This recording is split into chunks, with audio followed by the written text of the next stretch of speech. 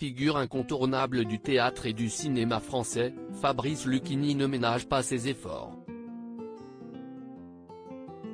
Aujourd'hui âgé de 71 ans, le comédien légendaire poursuit ses prouesses sur les planches puisqu'il est toujours à l'affiche de La Fontaine et Le Confinement au théâtre de Montparnasse où le spectacle est quasiment toujours à guichet fermé. Mais loin de se contenter de ce succès phénoménal, le mari d'Emmanuelle multiplie les projets en tout genre. Y compris au cinéma, puisqu'il sera de retour dans les salles obscures dès la semaine prochaine, le 15 février 2023. Il est ainsi la tête d'affiche du long-métrage Un homme heureux de Tristan Seguela, dans lequel il donne notamment la réplique à Catherine Fro. À cette occasion, Fabrice Lucchini a accordé un entretien fleuve à l'ancienne présentatrice du journal télévisé de TF1 et celle qui est depuis peu la femme de Renaud Capuçon Laurence Ferrari, pour le magazine Paris Match dans leur édition du 9 février 2023. Une interview dans laquelle le comédien se livre comme à son habitude sans le moindre filtre, évoquant diverses étapes de son parcours ainsi que différents sujets de société. Notamment sur ses impôts et son rapport à l'argent.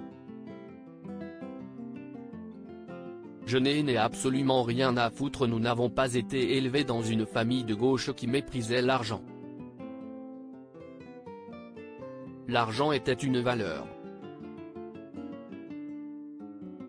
Très vite, j'ai vu qu'il me permettait d'être respecté, débute-t-il ainsi à ce sujet. Pour moi, au théâtre, la recette ce n'est pas du tout de l'avidité, je n'en ai absolument rien à foutre, confie le père d'Emma, fidèle à lui-même. J'ai la chance de ne pas jouir de mes conditions privilégiées. Je n'ai aucun fantasme, le luxe ne m'intéresse pas. Je suis traversé régulièrement par la culpabilité de ma promotion sociale et ce qui va avec, mais comme je paie des impôts assez substantiels, eh bien je sais quand je joue au théâtre le soir que 2/3 de tout ce que je produis part en impôts et en taxes. Et comme dirait Laurent Ruquier, si est très bien, conclut-il à ce propos. Car si l'argent et les impôts demeurent des tabous pour la plupart des Français, ce n'est pas du tout le cas de Fabrice Lucchini.